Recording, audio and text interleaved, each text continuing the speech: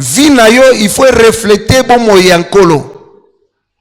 Sans cela, osez la promesse na désordre paix, ça n'arrivera pas.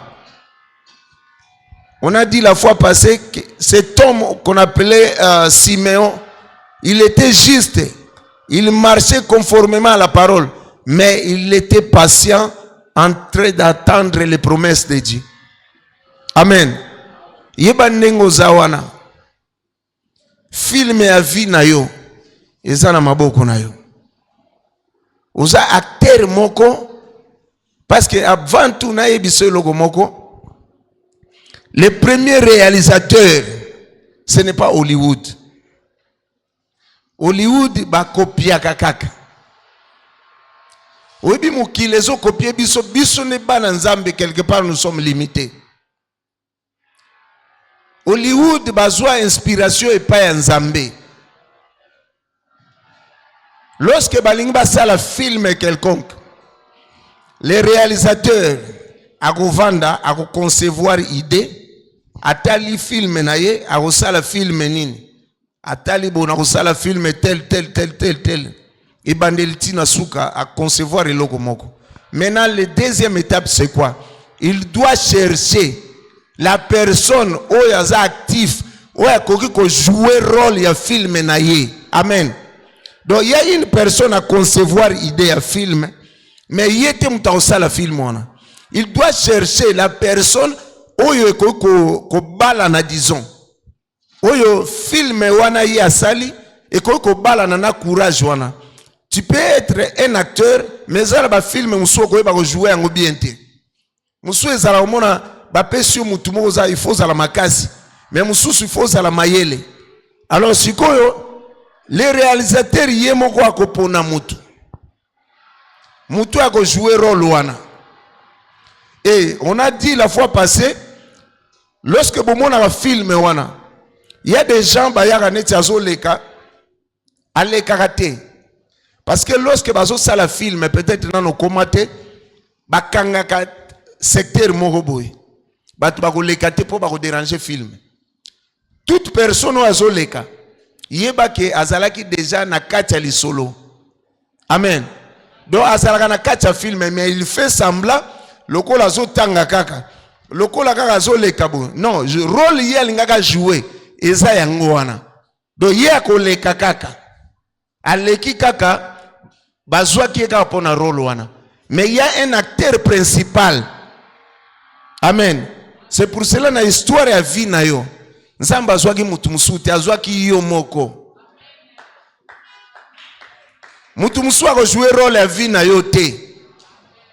Nzamba sala film na yo moko nde acteur principal.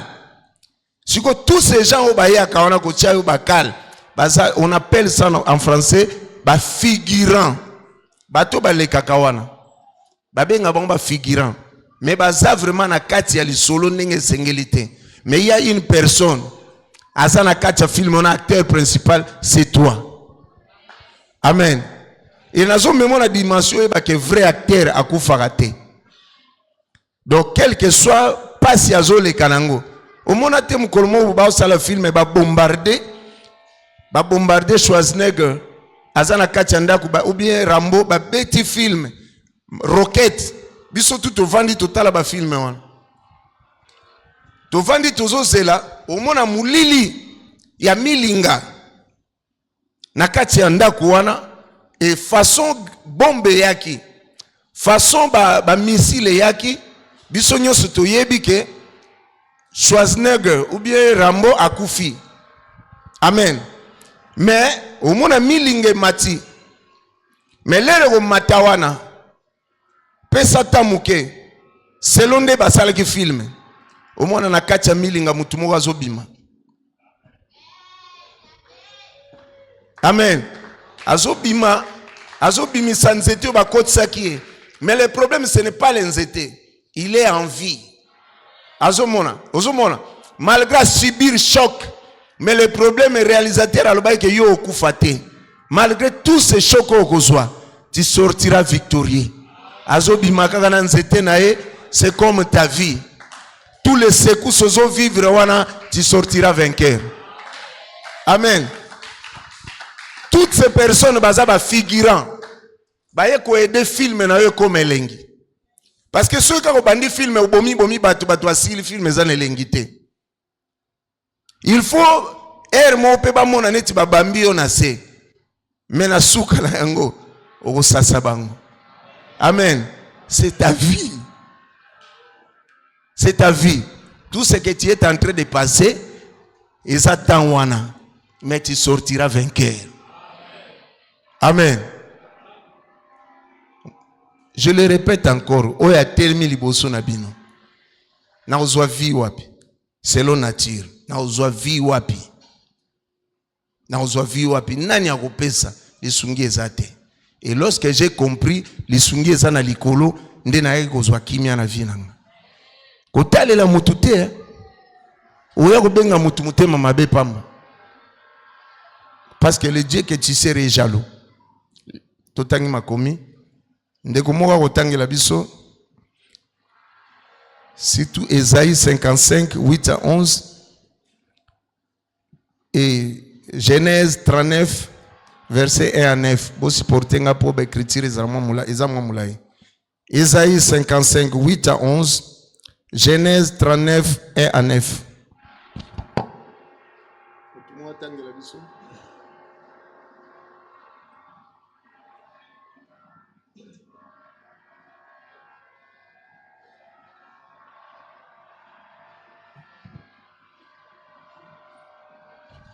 Est-ce qu'il y a quelqu'un qui peut nous lire? Dans mon micro, Moïse.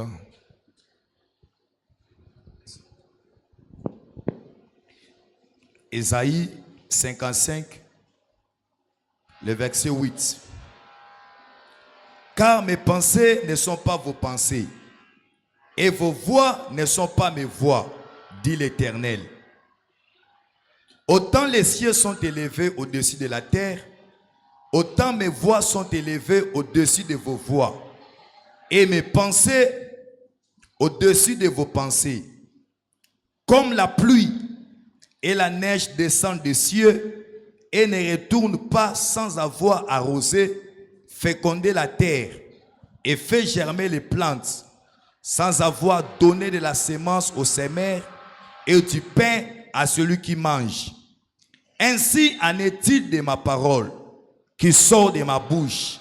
Elle ne retourne point à moi sans effet, sans avoir exécuté ma volonté et accompli mes desseins. Genèse 39, premier verset. 1 à 9. 1 à 9. Genèse 39, 1 à 9. On fit descendre Joseph en Égypte et Potiphar, officier de Pharaon, chef de garde égyptien, l'acheta des Ismaélites qu'il avait fait descendre. L'Éternel fit avec lui et la prospérité l'accompagna. Il habitait dans la maison de son maître, l'Égyptien. Son maître vit que l'Éternel était avec lui et que l'Éternel faisait prospérer entre ses mains tout ce qu'il entreprenait. Joseph trouva grâce aux yeux de son maître, qui l'employa à son service, l'établit sur sa maison et lui confia tout ce qu'il possédait. Dès que Potiphar lui établit sur sa maison et sur tout ce qu'il possédait, l'Éternel bénit la maison de l'Égyptien à cause de Joseph. Et la bénédiction de l'Éternel fut sur tout ce qui lui appartenait, soit à la maison, soit au champ. Amen. Merci. Amen. Amen.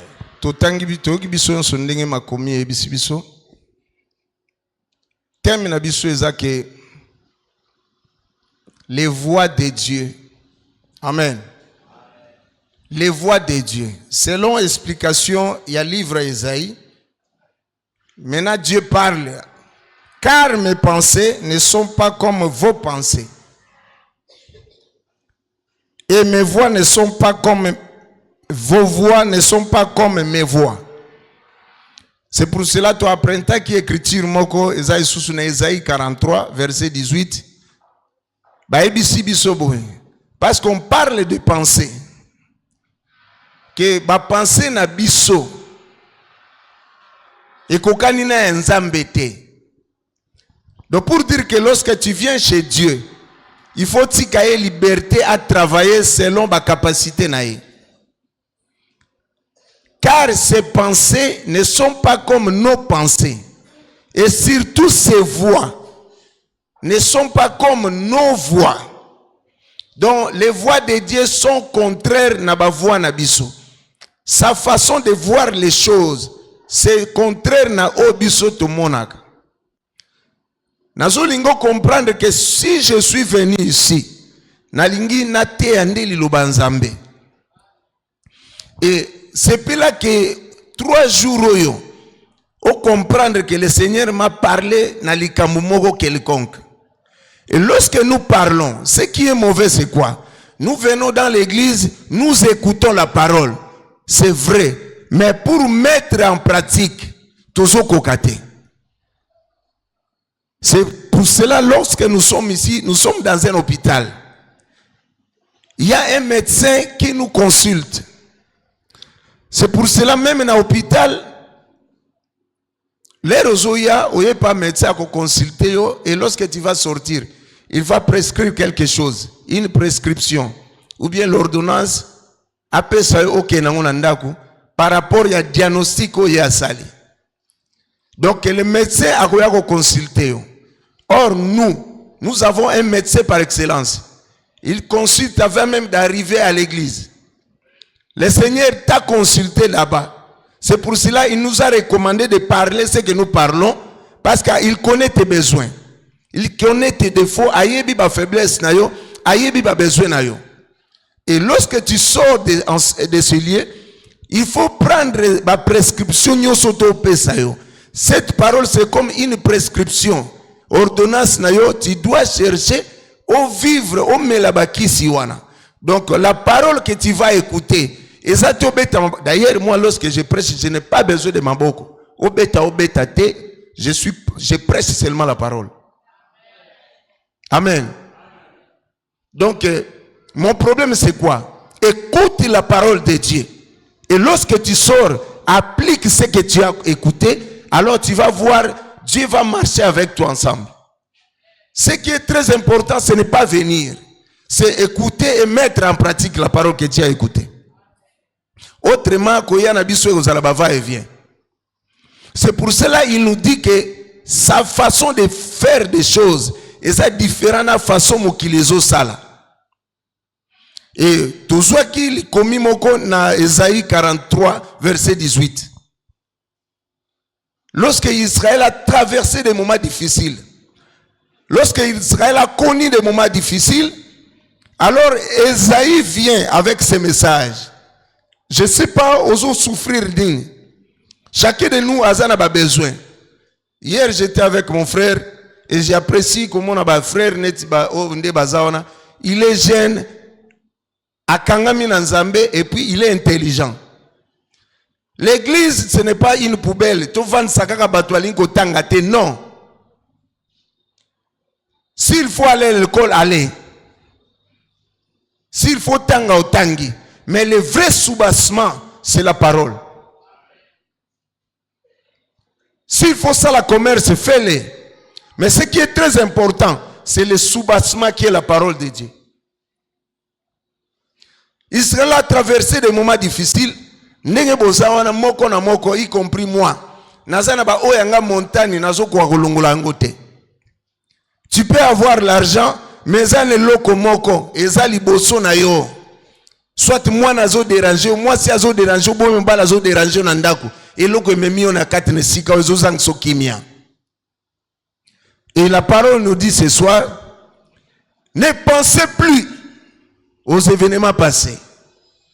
Et je l'ai dit hier, ne pensez plus aux événements. Ceux qui ont beaucoup étudié, ils doivent comprendre une chose que phrase wana, et ça n'a plus réel. Ne pensez plus aux événements. Donc il y avait beaucoup des événements que Israël avait subis. Akutanaki na ba pression na vie na bango ne bazo tambola. Il y avait un moment où Nzambe sikola baki que ça suffit maintenant. Je dois faire quelque chose pour mon peuple. Et en gros, ne pensez plus aux événements passés. Amen. Ne pensez plus aux événements passés. Ne considérez pas ce qui est ancien. Mais voici, je vais faire une chose nouvelle. La fois passée, qui est belle, Dieu est capable de faire seulement une chose dans ta vie, ou couvrir la souffrance. Une chose seulement. Si tu es client moko, ako sala obikamo moko ndimate, o couvrir ba échec nyoso sala ki nango na vie. C'est pour cela lelo eza mukolo ya suka oyo kovanda okanisaka makambo wana. Parce que Dieu a son conseil que kokanisa su makambo wana te. Toloba que les voix de Dieu est différent na oyabiso. Et on a parlé hier kotalisa ndenge ni nzambe akoko pesa mutu eloko na façon mutazo yeba azo croire te. Dieu entra na vie ya vieille moko mutu yo déjà Bible dit qu'il y suna makasite. Pour démontrer que ses voix est contraire à nos voix, à qui qu'on soit lisusu mwasi moko boye nana botate. Et Dieu prend toutes ces deux choses à yenango likolo ya table na ye. Alinga démontrer na mokili que lui il est capable de tout. C'est pour là ta situation nengozo le kawana. Osomone eza impossible, impossible devant toi, pas devant Dieu. Quelle que soit grandeur à likambo ozanango, je t'informe que likambo na yo eleki nzambe te. Ozana devoir moko. Ozoya liboso ya nzambe, mais il y a quelque chose ozo respecter, c'est marcher devant ce Dieu avec ses préceptes ndenge sengeli. Tambola na nzambe ndenge sengeli pour que ba voix na ye etalisama na vie na yo.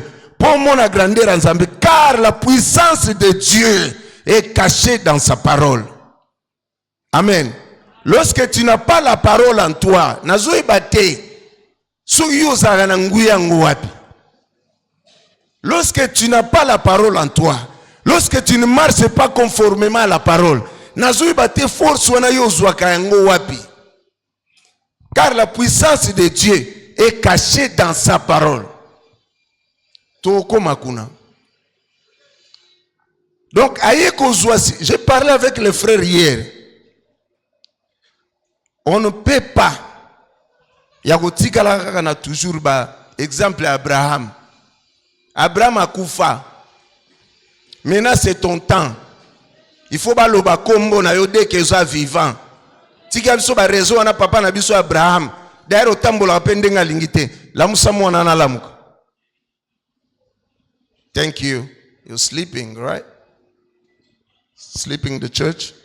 Zula en église. Thank you. Bon loba mutea te ki biente. Nous devons marcher conformément à la parole. Nazolo banabino makambo biso to vivre. Il faut bozuka ba témoignage na biso vivant. Bozuka ba témoignage ya pasteur Christophe ndenga za vivant parce qu'il a vécu ba makambo Abraham kutana nango. Nzamba suka na tango Abraham te, il peut faire ça chez toi aussi. Amen. Oza pamba tendengo ozawana. Po bakoma ndenge bakoma lelo, balandaki mibeko moko boye. Makambo nzambe kosaka nango te. Nzamba za muto te otamboli ndengo lingi oyeka na pokwa pesa ngai te. Azo zela mona comment ozo garder liloba na ye. On va arriver là.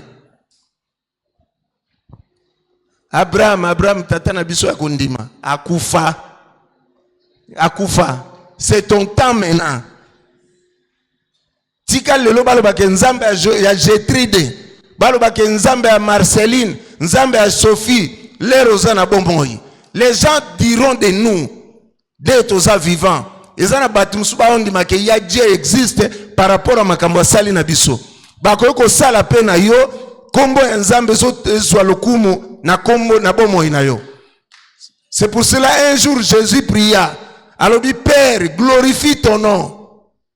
Glorifie. Azulu ba papa sala eloko moko komono ezolukumu. Et où me l'a quitté autant la Bible. Bible dit qu'une voix venant du ciel. Et le dit que je l'ai glorifié.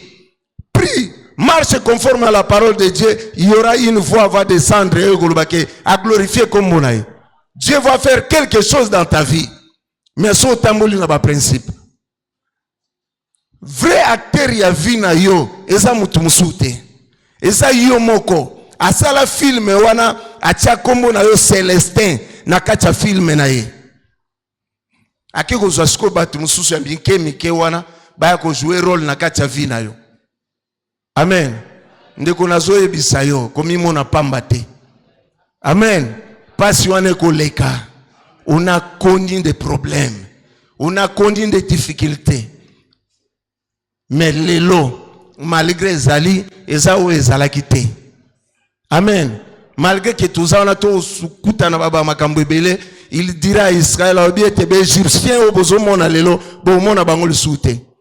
cela ne dit pas que Naliboso a kuta na ba unité, akuta na ina bango. Mais oya lelo ba kolongwa na nzela na yo.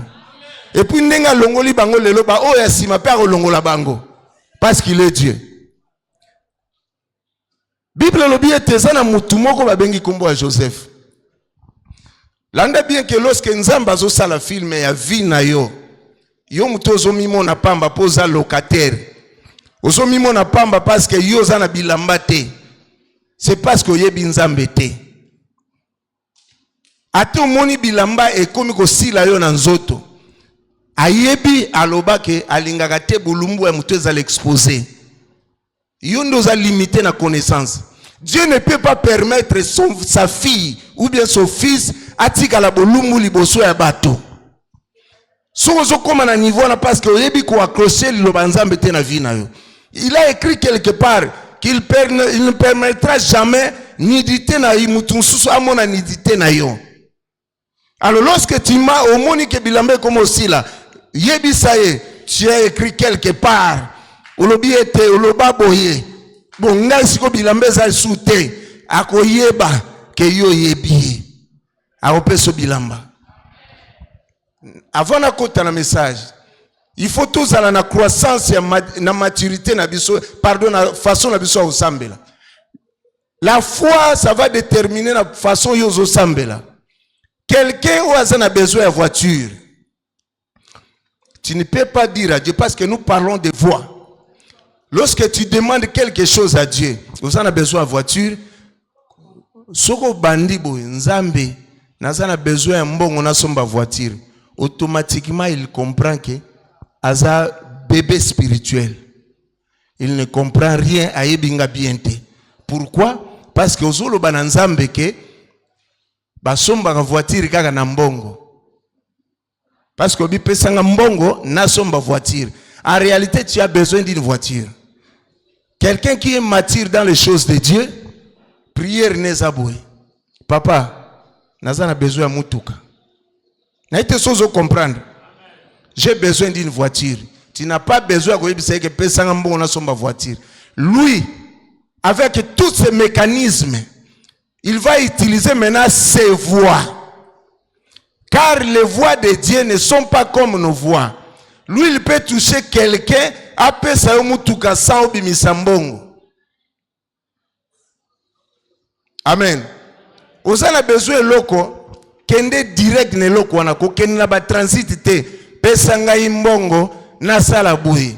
Papa na sala besoin ya lupango. Yo ça difficile au kabela mutu lupango mais ça na mutu moko il peut donner une parcelle sans problème. Et biloko nyonso na za nzambe. Crois que lorsque nazolo ba ke film ya vie na yo, comment na ngote na yeko sala ba aventure. Film mobimba, vie na yo za film. Ok, Nzambe l'air avandaki à concevoir que yo faut yana se amoye. C'est pour cela maman ta melaki ba kisi ndenge nini yo kwa ko kufate. Ata lingaka longola zemi ndenge nini okwa ko kufate parce que tu étais dans le plan de Dieu. Alors ndenga ebena Jérémie que avant même yo botama Donc avant yo ya na se amoyi, nzambe ayebaki yo kozala. Asala film mobimba na kombo na yo. Mais acteur mutu ako jouer rôle ya makasi po film wana ekokati na suka nango eza yo moko. Eloko asika eza te, pasi ya sika eza te. Batu baleka na ba condition oyo oza nango. Mais soko tamboli ndenge ya lingi okoleka. Abengi Joseph. Nous avons dit que Dieu parfois il te révèle ton avenir, mais les obstacles ali koyebisa yo te. Okoma mutu songolo, okoma millionnaire. C'est vrai, tu as reçu la révélation, mais les obstacles nzamba lobaka te. Pourquoi? Il est souverain. Aboy koloba.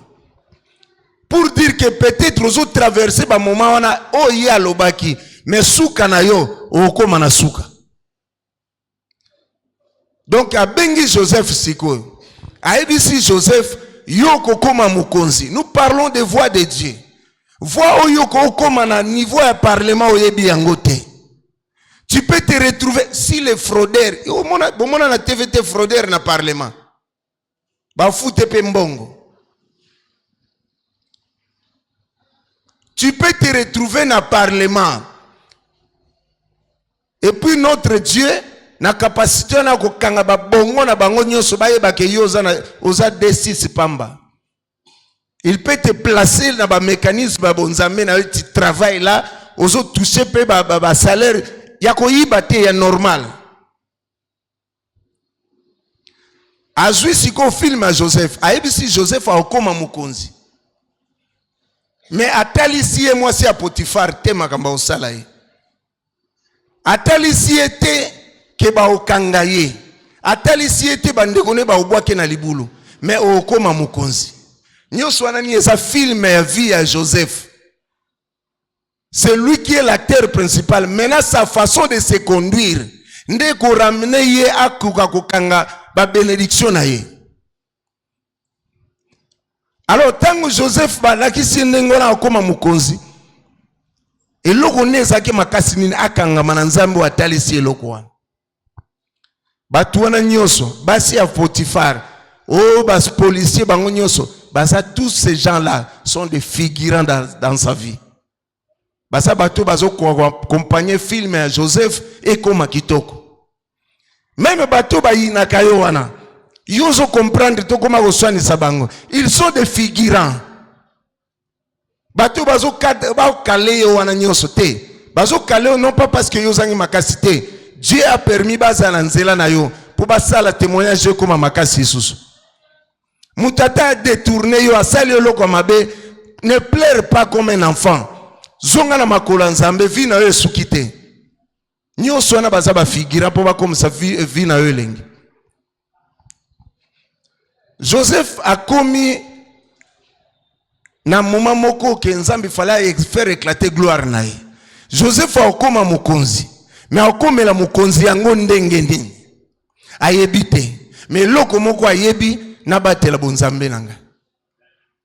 Et loko mutuya yango wana.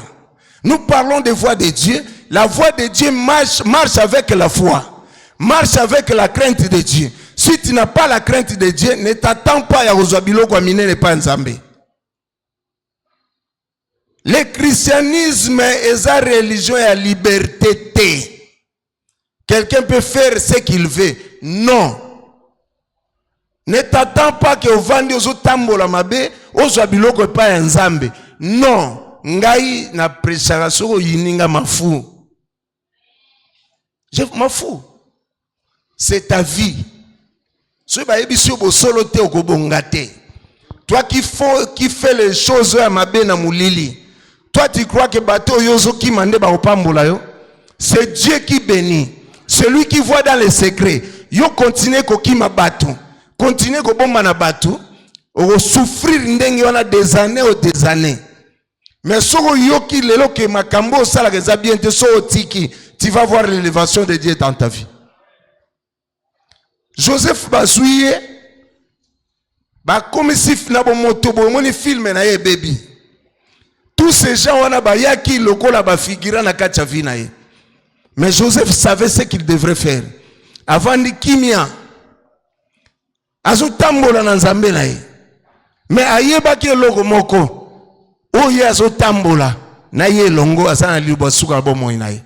Mutu azana liloba suka na bomoi na wazate. Batela nzela ya bonzambe na vie na yo. Po mona ba mystère ya nzambe, po mona lolenge nzambe asalaka. Eza que si tu marches conformément à sa parole, c'est facile, je vous dis. Okoko sala yango ba oba sala yango bazabato. Une jeune sœur a yebi makamabibalité. Elle a atteint l'âge à 27 ans. À Bali. Mais yozo soit réseau belé. Joseph a surmonté des moments difficiles. Mais il a gardé quelque chose. Remarque dans ta vie. Un chrétien aux amoutous ont un impact. Amen. Nazo kamwa yo un impact te. Même na famille nabino. Vous avez un impact te. Un chrétien a un impact mounene. Pourquoi? Parce que la parole de Dieu est en lui. Quelque part, il dira à Josué, tu es témoin de ce que tu as vu, ce que j'ai fait avec Moïse. J'ai marché avec Moïse, il a observé mes préceptes. Si tu marches avec moi, comme j'étais avec Moïse, tout lié, alors sans exception, tout lié foulera la plante de vos pieds. Ce lieu vous sera accordé. Amen. Pour dire que lorsque tu arrives quelque part, impact lilobo zanango, ezo ningi sesika yokomi. Batuba il faut pas sentir que yo ye. Amen. Eza mangungu te. Eza que faut pas yoka que non mutumo wa komiao. Car Dieu en nous, Dieu c'est un char. C'est pour cela qu'on l'appelle char d'Israël. Lorsqu'il passe, lorsqu'un char passe, il faut pas tracer tikala. Amen.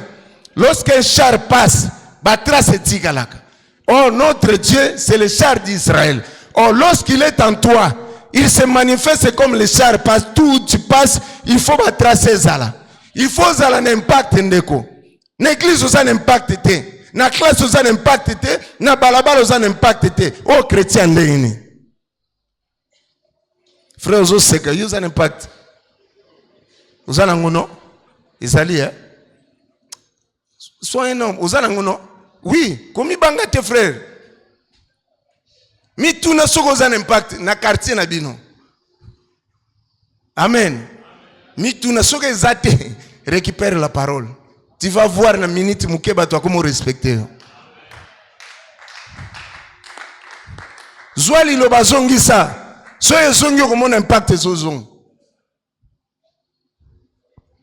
Joseph a tamboli na ba principe nzambe. Bible lobi na biso nini? Tango koti na ndako wa Potifar. Tango njetika ndako wa Potifar. Pia kazalaki na ndako wana. Meko niataka Joseph anyati ndako wana. Mapambole koti na ndako wana. Amen. Nous tuyaka na ba bénédiction na biso. Totambola na mapambole na biso. C'est pour cela on va prier toko supango le sikao. Tozo tambola na impact ya liloba nzambo ya biso tozana ye. Joseph a commis na place wana, Bible obi ke ndaku wana epambwami. Sikoko pambwama, imaginez-vous, Bible obi ke na kati ya zamba. Joseph azane na ndaku. Mais na zamba ya Potifar, nyoso, biloko nyoso zozala ya mukonzi wana epambwami. À cause de quoi? À cause de la parole où Joseph azotambola nango. Pour nettoiement, ezo senga yo logo mogote. D'abord, le principe ensemble faut respecter. Jean 11, 24, Jean 14, pardon, Jean 14, 23. L'anda illustration. Jean 14, 23, nous savons tous que Dieu, lorsqu'on parle de Dieu, on parle de Jésus et Zamutumoko. N'est-ce pas? Il se manifeste tant que Père et moi comme Fils. Mais une chose, nazo illustration par rapport na esika biso vandi. Retenez que si tu m'aimes, C'est Jésus qui parle. Si tu m'aimes, tu garderas ma parole.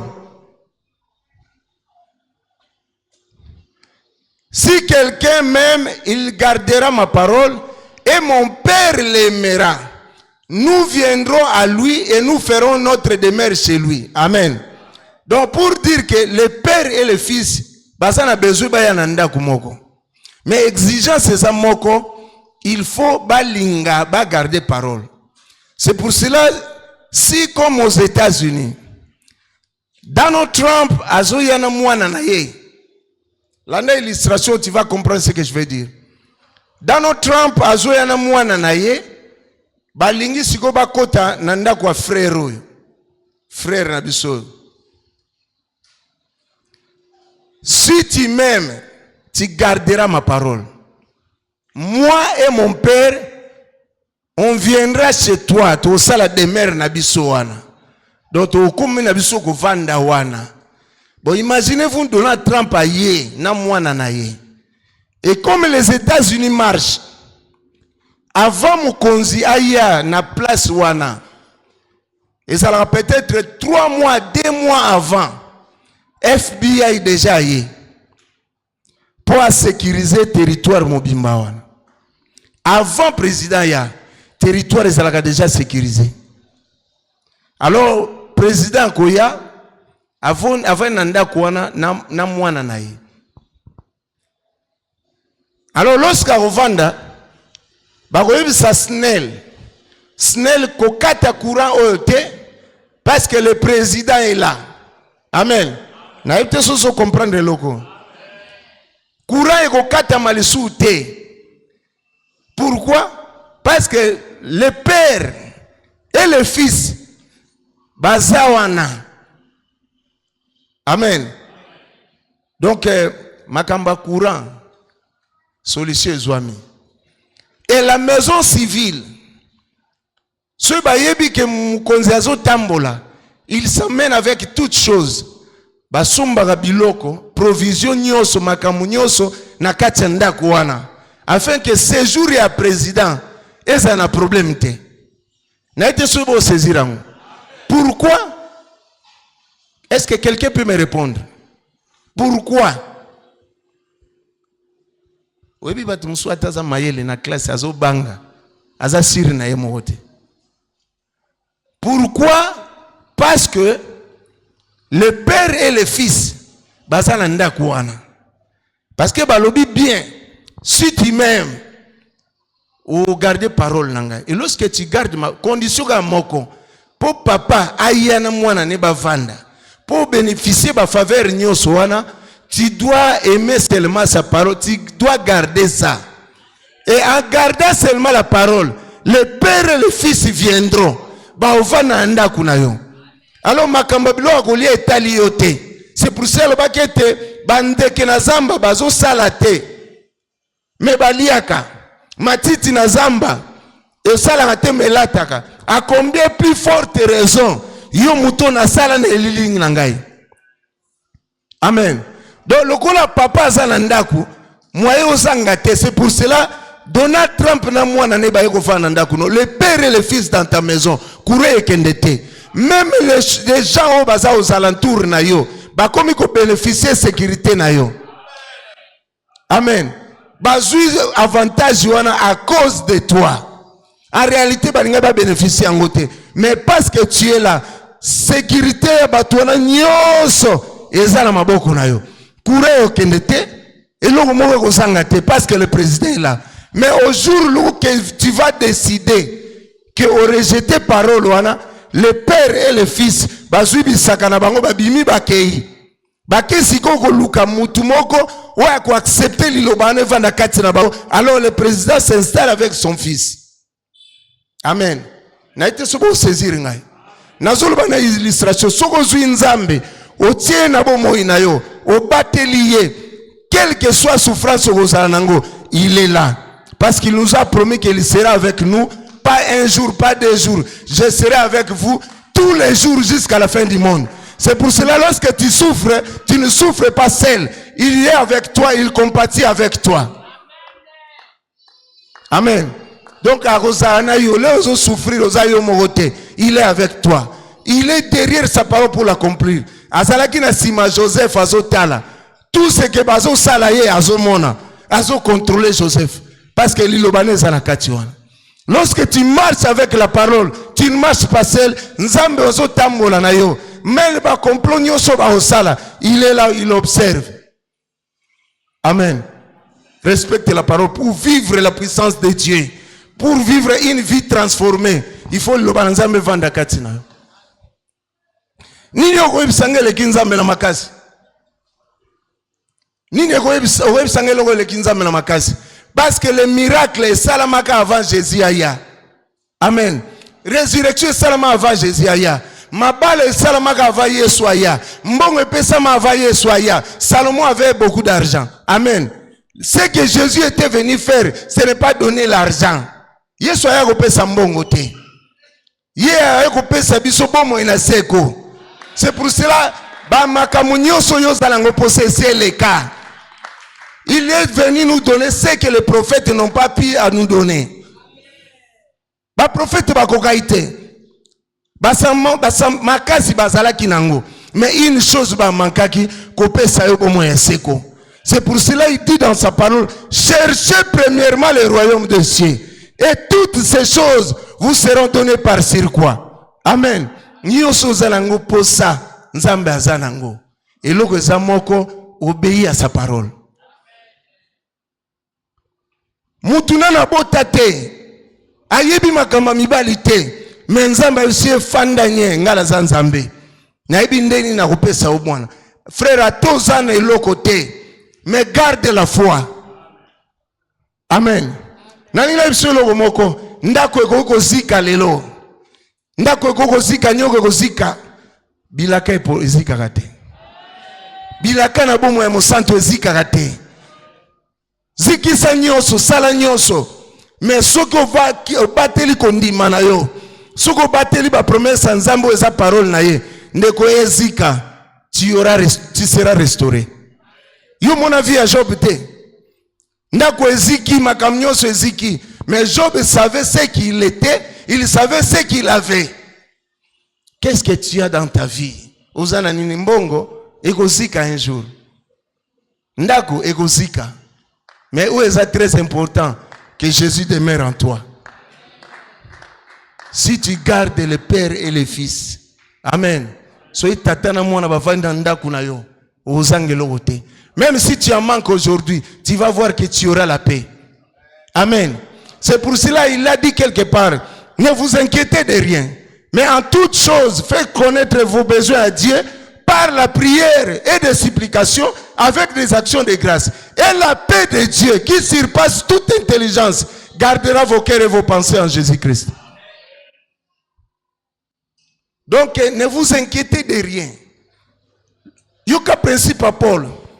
Faites connaître vos besoins à Dieu par la prière. Juste aussi si prière, n'a nos huités à imposer avec des actions de grâce. Donc pour dire qu'une fois élevé, mais je sais que ce Dieu est capable. On a singi à couper sangai.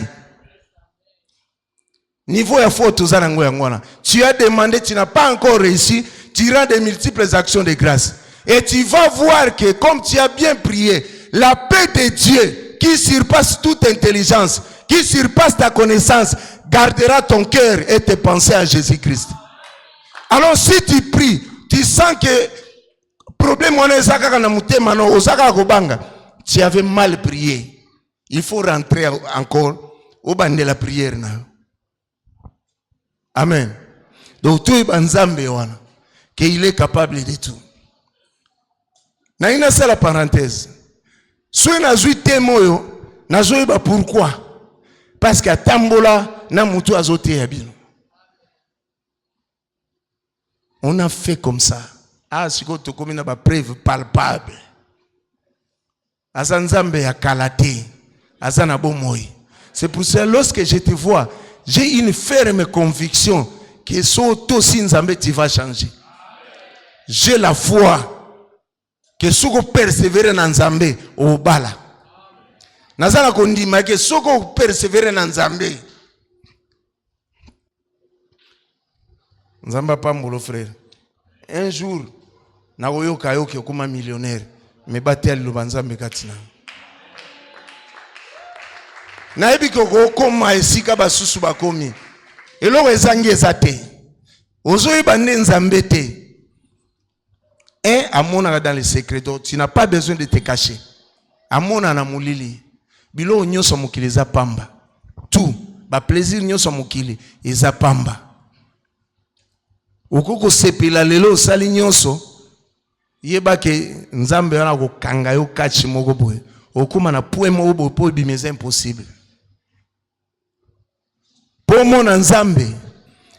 Na ina sala lo eloko moko ke la parole de Dieu eyaka muke. Mais ça l'impact monene. Lorsqu'il appela la terre, alobi mabele yaka. Aloba tellement que seulement la terre soit pe mabele ye. Mais abenga ki diamante, abenga ki orte. Mais lorsqu'il alobi que la terre soit ba diamant, ba or, ba zinc, ba manganèse nyoso ye. Pour dire que lorsque tu gardes dans la parole dans la parole de Dieu dans ta vie, et ça a ba répercussion belé. Juste tu gardes et ça la étincelle yango moko et koya ko défendre ba problème nyoso zanango. Juste garder liloba. Et ça la système, et ça multi système.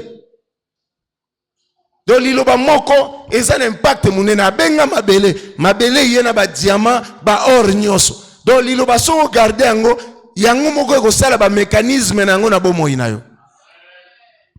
On a fait ceci. Ba o bazala ki lobite boyoka. Yo mtozumu na kevino esuki ata bazo sekayo. Hier on avait dit que mutu moko boye azaye ko bota te ba pesa ekombo stérile. Mais balobi était celle qu'on appelait batu bazaye ko benga stérile mais ça lay kombo nzambe te. Ezabeta bota te batu basekie bacholie mais comment na l'air moko boye aye ko bota. Mais batu baseka kie ba quel suko sangana ye. Vie à mutu eza maboko nzambe. Les voies de Dieu et marchaka de père na crainte na po mona ba mécanisme nzambe. Yo mutote kaka po mona biloko na etambola ke batu ba mona osimbikisi eze logo moko ya muke banga nzambe. Dans tout ce que tu fais, crains Dieu. Nous on était boy tout ça la boy na vie.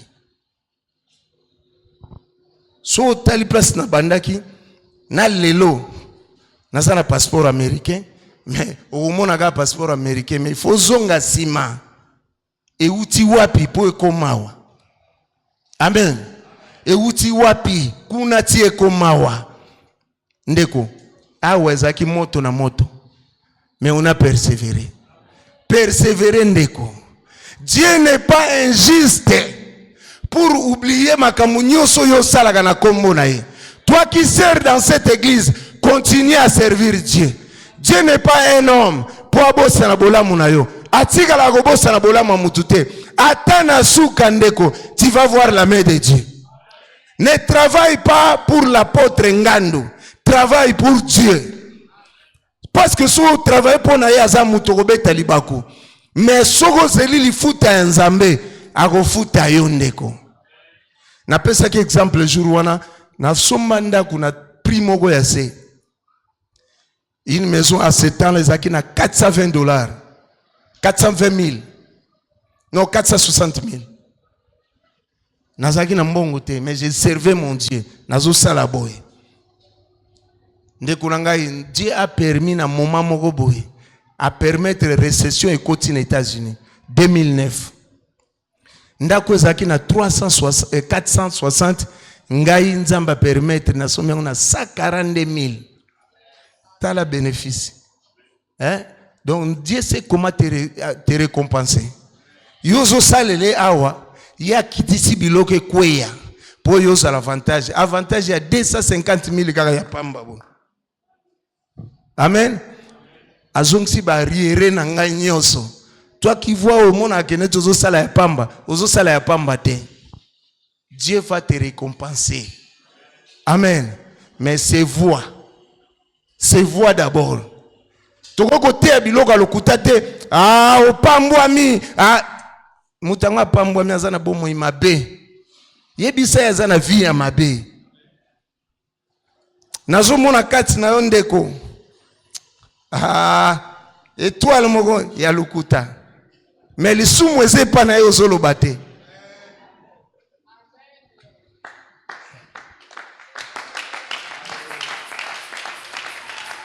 tokoyebisa bino makambo nzambe ndenge ezali et je sais que bokoyina biso te. C'est ça la voie au tosengeli toteya. Cherchons premièrement le royaume des cieux, car les voies de Dieu est connectée avec sa parole. C'est pour cela Agar na kati ya désert kwa kobunga te ndeto lobai, car Ismaël avait une promesse. Bien que sa promesse n'est pas comparable na ya Isaac, mais il avait une promesse que Ismaël malgré na ndenge na epe akokoma mutu munene. Mais siko lokola nzamba lobaki wana malgré ba bengana ki ye Dieu azali kolanda eloko nini, azali kolanda garde. Il suivait la promesse o atiaki na kati ya Agar. Donc azali kolanda po alobaka na Agar eloko mo pona mwana wana akoko tika mwana na bunga te. C'est pour cela que kolanda na kati ya désert alobi na ye alobi Agar ozolela nini. Amen. C'est pour cela nzamba yebi ko localiser esika ozali. Dieu sait comment te localiser. Azomona tout ce que tu vis. Ba souffrance yo azomona yo. Azolanda nini beauté na yo te. C'est pour ça mona otikala sans impact. Ozane logote parce que tu marches seul. Mais lorsque tu marches avec Dieu, eloko wane kozala kaka. Ozo partout kozala zolanda yo. Cherchons premièrement le royaume. Po tout mona nguya nzambe na bomo na biso ndeko eza pasi mais eza na bato balonga yango. Mibali basi balonga yango, tokoki kolonga yango. On a fait comme ça dans la vie. Nalobaki hier na sali boye na vie et tu vas voir que lorsque je marche nazo boite mouke. Parce que j'ai un métal ici. Nazana métal na lokolanga gauche. Nabotama bien ndenge yo zalaki wana. Malade bibelanga so na âge soko nazana 3e primaire na yebi source te. Nazo beta bale mais na moni au fur et à mesure na okola passe comme ya makasi. Batala en hôpital ba mona problème te. Na comme 35 ans ya souffrance. Alors 35 ans tête fémorale onzoka nde koma ekoliama mutu oya awe ezoliama na mukwa. J'ai marché na pasi na lali na pasi toilette na ngande na kota ka ba acrobatie oyeba te. Et dans tout ça boza ba pauvre. Et na ibsa bino ki na lala ki pa ba camarade na nga ye waza. Ko bimana nga pona kende à l'extérieur, j'ai dormi chez eux. Meta lelo nde monde baluki. Amen. Vino ko baluka. Na yo sala masapote na ibisa weke nzambo yo zonde mela, il est capable de changer ta vie. Amen. Frère muta deuxième azui passeport nangai asimbi yango parce que zaki na uti Lubumbashi na bimi na sortie nationale. Ayeba ite na za passeport américain. Pesa passeport na pesi. Akangi passeport nanga zo talaga passeport. Abisugi na zui oyo penza. Ngape na tiki ya se réjouir nan. Sugi na zui passeport oyo. Ah, mutu nangai. Uzwa kia ngondeni na bi frère. Tu auras toujours besoin de Dieu. Ato zui yango et aussi so pasité. Jusque là tozo luka kaka nzambe wana. Nazo tambola na souffrance boye mon frère, ma sœur, boye. Tozo tambola na zamba 3 jours na passe nanga lokolo. Na frère. Na biso que c'est Dieu qui nous donne la force. Un footballeur na Melissa bango pema. Tolali na butu, j'ai prié. Parce qu'il faut na sala ba kilomètre ya kotambola. Menga pasi na lokolo. Tozaki na ba garçon mibale bayaki, tokutana bango to tambola parce qu'il fallait traverser 3 jours na pied. Na beti mabolongo, na bisi nzambe, pesanga makasi na tambola. Na koma. Oh, lorsque j'ai prié, ba frère wana na ibite so abosani kambwana, ba otonga nga babi ah. Yé le quoi un problème na lokolo a freiner voyage na biso o tambola malembe. Tongo etani. Tracteur sima. Yeyo na Melissa bango nyoso pema. na tambola na niveau ke na ke ko vanda na ozela bango bato ya bonne santé na vani pembe na mai na zomi sopela mai bango ba yesima nzambe na vina yo aopia o makasi nzambe na vina yo aopambola yo ndeko na kolinga te ozala na complexe d'infériorité ndenge naza okoma so na botama mwana ya pauvre il y a des choses je peux pas révéler naza barrière quelque part mais papa nanga tiel ko vivre yango te komona oyo zo vivre lelo te eye la foi nzambe azali na bomoi oyo asali na biso osala na yo. J'ai marché comme ça. To komiti place to kotaki wana na komi ona mona ki na vie nanga je peux pas dire ça parce que ça réseau et OK na batusu ba koyoka. Et maintenant naza na Las Vegas. Koma na aéroport kutana na congolais asambela ka upa yebisa pasteur Jean-Marie. Ce ba yebinga ce n'est pas à cause de ma beauté, ce n'est pas à cause de ma force, c'est à cause de Dieu. Ndeko linga nzambe komitungisa te ndeko po yebana na lindanda c'est Dieu. Ce n'est pas ba guitare spécialité soani non. David a beti lindanda ezalaki guitare te mais l'esprit ou ezalaki na katia David lorsque ça sortait ezobimisa milimu mabe. Il faut comprendre le mystère de Dieu. Ce n'est pas les équipements, c'est la personne qui chante. L'esprit qui est en toi, ça peut délivrer toute l'église. Car l'adoration est vous qui chantez ici, il faut avoir une bonne vie. L'adoration, c'est la vie d'abord. Nous ne pouvons pas venir ici, recopier Banzembo et Bateau. Imiter ce qu'Alain Moloto. Alain Moloto est mort, mais ses œuvres jusque-là crient. Mais Alain Moloto est mort. Mais parce que l'esprit, il ne faut pas copier les chansons des autres. Ce n'est pas ça. C'est l'esprit que tu joues avec. Yangone osala ke batu o séduire ba âme nyoso ezao. To telemi biso na kombo na Yesu.